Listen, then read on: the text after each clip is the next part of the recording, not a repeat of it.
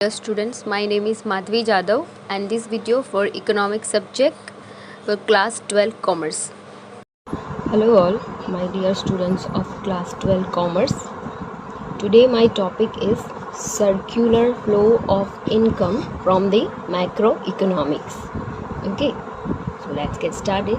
I hope guys you will enjoy the whole video so that end of the video you might be clear the concept of the circular flow of the income. Okay, let's start the first topic, that what is circular flow of income. What is the circular flow of income?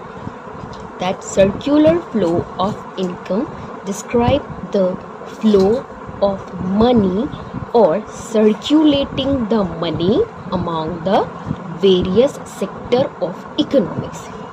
Okay, which means the money have circulating the money or flow of money. It's among the various sector of economics, various sectors which is describe the household and the firm. Okay, household which means consumer, okay, and firms which means the production maker, producers, we can call them producers, and household which means consumer which means we all are a consumer of economics. Okay, so over here that money flow is a circulating from the household to the firm and firm to the household. How it will work, let's have a look. Household which means the consumer sectors, and they are consumes the or expenditures of the goods and service which is produced by the firm, which means household are consumes the goods and service which is produced by the firm, which means firms are producing the goods and services, that goods and services used by the household, and for using them they are paying certain amount to the firm. Okay, so these are the household goods and services like land, labor, capitals and entrepreneurs. These are the basic factors of the economics. So firms are using all the basic factors like land, labor, capitals and entrepreneurs.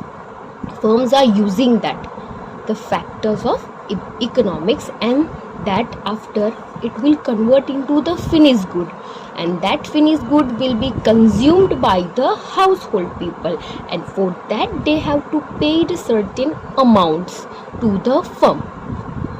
That's called the circulating of the money. Now come to the firm which means by doing a production process, by generate the source of money or income, goods and services produced by the firm, and firm pays the return to their services, which means whatever the basic factors are using by the firm to convert the raw material into the finished goods. Like if the firms are using land, so it will pay the rent to land. They are using the labor, so they are paying the wages to the labor. They are using the capital, which means they are paying the interest on the capitals. From them they are return their services who the firm. Okay, and after they convert the goods and services into the finished goods, and that one used by the household. Hope guys you clear the concept. Okay, let's have some recalls again on this topic. What is the circular flow of income? So circular flow of income, which means the circulating the money in the various sector of economy. As assumption based, there are the two sectors of economics, which one first is household and another one is a firm. Firms are making goods and services, that's why we can call them a productions or the producers, and household which are used that goods and services which is produced by the firm, and that's why the household will call to the consumer or the expenditures. So the money flow will be circulate from the household to the firm and firm to the household. We can call that the circular flow of the income, circular flow of a income. Now we will move towards the second concept of this respective chapters, which is the what is the phase of income. How many phase of the income? So there are the three phase of income. First one is production phase, second one is income phase, and third one is expenditures phase. Okay, I'll repeat. Production phase, which means producers, those who produce the goods and service, we can call them a production phase. Second one is income phase, which means the producers are using the basic factors of the economics, and for that the firm will pay some of the return to that factors, it called the income phase. And then after expenditure phase, which means the finished good which is produced by the firm or the producers, which is used by the household or the consumer. So this is the third phase, which we can call this expenditure phase. Okay, again I'll repeat, there are the three phases of the income: production phase, income phase, and expenditure phase. First is production phase. The production phase is also known as the generation phase. The firm produce the goods and service with the help of the factors of the production, which means firms are producing goods and services with the help of the factor of production. Okay, what kind of the factors of production? As we have discussed in previously, this is the land, labor, capitals, and entrepreneurs. The firm will using these factors of productions, and from there they are making the goods and the services. By the help of these factors, firm will make the goods and services. So we can call it the generation phase also, so that we can call that production phase also. Now we will come to the next phase. Next phase is the income phase. So income phase we can known, or we can call it as a distribution phase. As you know what is the meaning of distributions? Distributions, which means the distributions of the money or the income. How in this phase income is circulating from the firm to the household. Firm to household, how it will circulating firm to the household? See, household, from the household firm will get the land also, so it will pay the rent for the land. From the household they can get the labor also, so for the laboring they paid, or they pay to them wages. As capital they will get from the household people or the consumer, and for the capital they pay in certain amount of the interest on the capitals, and by they are distributing the income to the respective factors of the productions. So that's why we can call this phase as a distribution phase, as a distribution phase. Okay, and now the last or the third phase of this income is expenditure phase. Expenditure phase, as I told you, we can include in expenditure phase as consumer. So this expenditure phase is also known as the disposition phase. Disposition phase, which means the products or goods or services which is made by the firm, which is produced by the firm, and that goods and services used by the household, and for that using they have to pay the certain amounts of money to the firm. So that's why we can call it a disposition phase, that income received by household. Okay, which income received by household? As we have discussed, land for the rent, labor for the wages, and the capital for the interest. So they received the household income received by the household and they spend it on the goods and services. Matlab, then after, which means whatever the production will be produced by the producers or the firm for that goods and services, consumer have to pay the certain amount to the firm, that we can call that spend the goods and services use. Matlab, some of the amount they can spend on to use the goods and services. So that we can call it's a expenditure phase or the disposition of the phase. Okay. Okay, again we have the glanced up on this phase of the income. So as we have discussed, please have a look. There are the three phase of the income. First is production phase, second is income phase, and third one is the expenditure phase. Production phase is also known as the generation phase, which means the firm who can use the factors of production by using or by helping the factor of production, they make one of the finest good या तो finished good. So we can call that the production phase. And the second one is the income phase. Income phase we known as the distribution phase. Why we can call the distribution phase? Which means they circulate the money from firm to household. How it will circulate money from firm to household? Which means कि firms are using the basic factors of the productions like the land, labor and capital, and for that they have to pay some of like rent, wages and interest. That's why we can call it the distribution phase. And last one is the expenditure phase.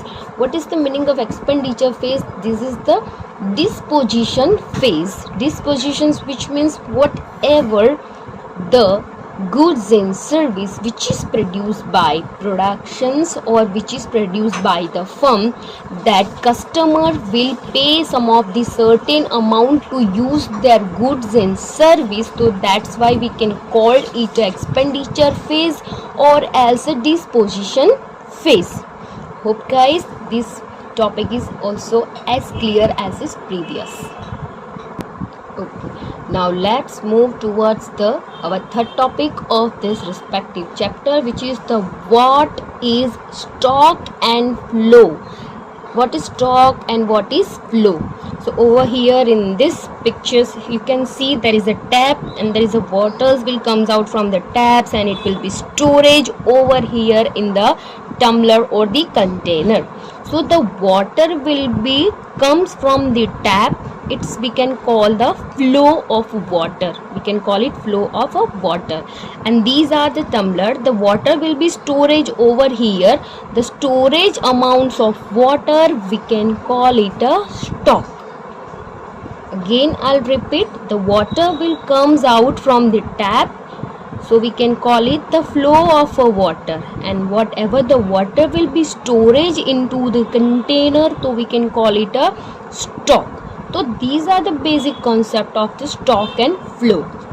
Now we will see in depth. What is stock? That stock is the refers to those variable which are measured. Those variable which are measured. Okay, those variable which are measured, so we can call it stock. Hope guys ke at your home there is a water tank available, so you can store the amounts of the water, right? So we can call it the stock of the water. It is measured at the particular point of a time, which means we can particular point of time pe we can measure it. We can measure the amounts of the water at a particular point of the time, like 2 a.m. Storage of the water in the tank, it might be some of this, and then after it will be reduced, or you can use it your water and then amount will be decreased. So you can measure it the decrease amount of the water also, so that we can take the particular point of the time we can measure, so we can call it a stock. It is the static concept.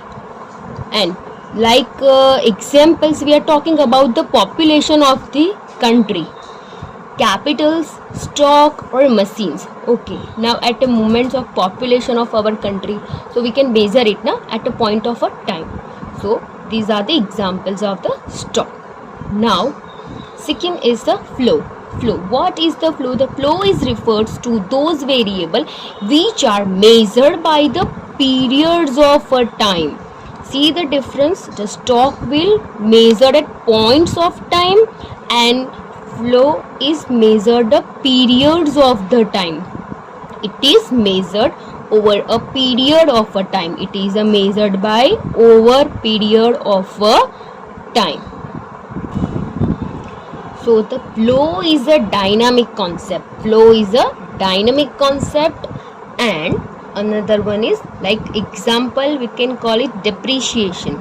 Depreciation, it is also the calculate as over the period of time. Okay, we already knows and we are already calculating in accounting itself. Okay, so let's we have some see the basic differentiation between the stock and flow. So stock, it will be measured by the particular point of time, where the flow is measured the over periods of the time. Second, stock is a static concept or flow is a dynamic concept. Third, for example, the populations of the country is example itself of the stock, and the depreciations of machines, it's stand the examples of the flow. Hope guys you clear this concept as well. Okay, now let's move towards the next topic of this lessons is the what is the type of a flow. Okay, so there are the two types of flow. First one is real flow and second one is money flow, which is again there is a two factors, household and the firm. Okay, real flow and money flow, there are the two types of flow. Okay, real flow, first we have to talk about the real flow. What is the real flow? So that the goods and services are exchanged without interpretations of the money. Okay, without exchange of money, matlab over here in the real flow we are not exchanging the money, so that's why we can call it the physical flow as well, which means household to the firms, the factors of services are be flow from household to firm. Okay, now what is the factors of the service? As previously I said, land, labor, entrepreneur and capitals, these are the factors of service which is flow the from household to the firm. So there is no need of money, this will be the factors of service are transferred, so it's a physical transfer, so that's why we can call it the physical flow. And from the firm, the transfers of the goods and the services. After using these factors of service, firms are making or producing the finest goods or the services which is transferred from firm to the household. That's why we can call it the real flow. That's why there is no exchange of money, there is no interpretation of money, so that's why we can call it a physical flow. Okay, the next flow is the money flow. Again the same thing, goods and services are exchanged with the help of the money. Over here we need or we help of money for this type. Okay, so money flow, again household and firm, it's a nominal flow. Why we can call the household consumed or expenditure, which means whatever the goods and services, the household should have to pay some of certain amount to the firm or to the producer for consuming the goods and the productions. Household should pay some certain amount to the firm and firm should pay the factors of payment. What is the factors of payment? In the real flow, household will send the land, labors and capitals to the firm. For the land they pay rent, for the labor they pay wages, and the capitals they pay the interest. The factors payment, that firms will pay the factor payment and household will pay the amount of consumable goods and the services. So that's why we can call it the money flow. Goods and services are exchanged with the help of money. We can call it the help of the money and it is a nominal flow. Again we have to be glance on this topic. What is the type of flow? So there are the two types of flow, real flow and money flow. The goods and services are exchanged without interpretation of money. We can call it a real flow. It is a physical flow as well. And what is the money flow? The goods and services are exchanged with the help of money. We can call it the nominal flow. Okay. Real flow may household to the firm, there is a factors of service, and from firm to household this is the goods and services. And the money flow from household to the firm is the consumable or expenditures, and from firm to the household it is the factors of the payment. Hope guys you have to clear this topic also. Okay, now last topic of this lesson is the two sectoral economics. We have the two sectoral economics, which means the closed economy, and another one is the open economy. So in closed economy and open economies there are the factors of productions are working, and firms are making their finished goods and they are selling to the household or the consumer. Okay, so we have two types of sectoral economy. Okay, one is closed economy, another one is a open economy. Let's have to see the differentiations between the both economy. Closed economy, it has no socio-economic relation with the world. Closed economy, there is no socio-economic relation. We can call that a closed economy.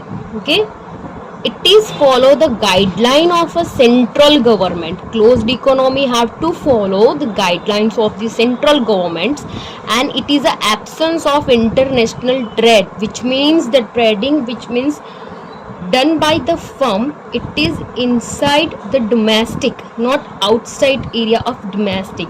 Okay, again I'll repeat, closed economy which means no socio-economic relation with the world. Second, they have to follow this guideline of central government, and there is an absence of the international trade. Now open economy which means it has the socio-economic relation with the rest of the world. And the second one, it follows the guideline of the market economy system. And third, there is association with the money. So open economy associate with the many countries of the world. Many countries of the world economy. Okay, let's have the again the looks on the both sectoral economy, closed economy and open economy. Again, first, there is a no socio-economic relation with the world, so we can call it the closed economy, and it has the socio-economic relation with the world, we can call it the open economics. Okay, second, it is follow the guidelines of the central government, which means the closed economy have to follow the guidelines of central governments, and open economy have follow the guidelines of the market economic system. Closed economy has absence of international trade, and open economy have many associations with the many countries of the world economy. Hope guys you like these videos and you clear your all the doubts which is related to the topics or the chapter.